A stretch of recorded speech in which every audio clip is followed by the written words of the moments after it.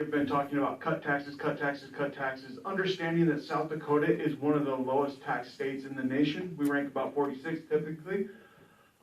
When you look at school funding specifically, and you look at our surrounding states, we are more than $1,500 per student, less than any of our surrounding states. How do you propose that we ensure that we have highly skilled educators in our classrooms to provide that education while cutting our funding or leaving it stagnant? While also providing opportunities for students to bring them from where they're at now to the next step.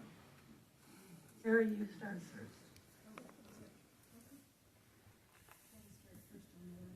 The school funding. Thank you for the question. Being on appropriations, we're always struggling with this question. I actually, surprisingly, I think the state's going to have to pick up a heavier load. We've talked a bunch about this in appropriations because it's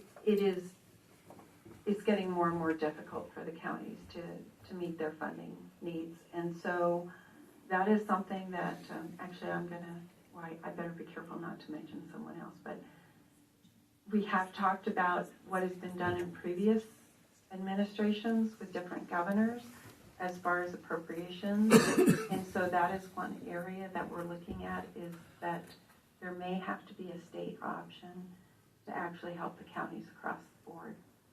And so that's where we're at right now. And I would like to continue to do that, to continue to look into that, because it's definitely a problem that I think is getting harder and harder to fix on the local level. I apologize, Terry, you are not supposed to go first. John, you're next.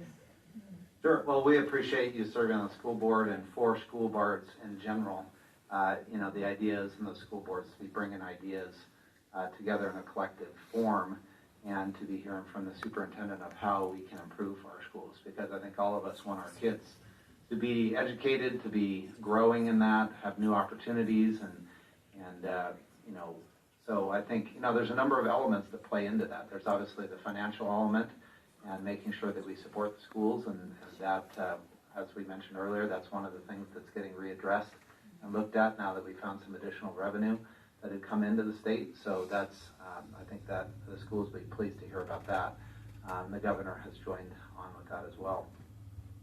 Additionally, I think, the school board's coming up with encouraging ways to promote that growth of how do we get teachers to continue to encourage our students more and do bigger and better things.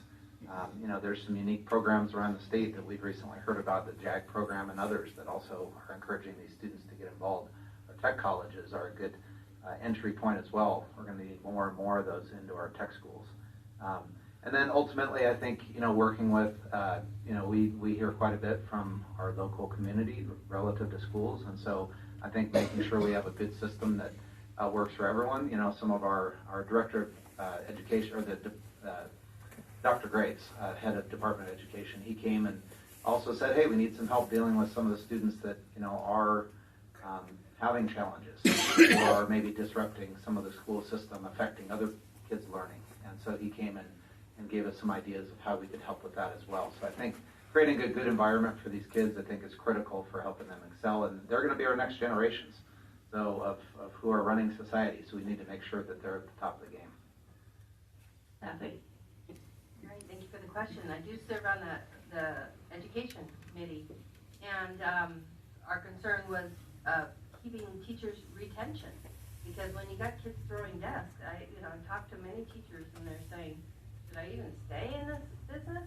It's hard to keep this retention. So I think upping their pay helps keep them there too. And I think that's something that we need to be concerned about. And then how do we bring the kids that are leaving? There's a lot of kids that are leaving our school district. How do we get them back?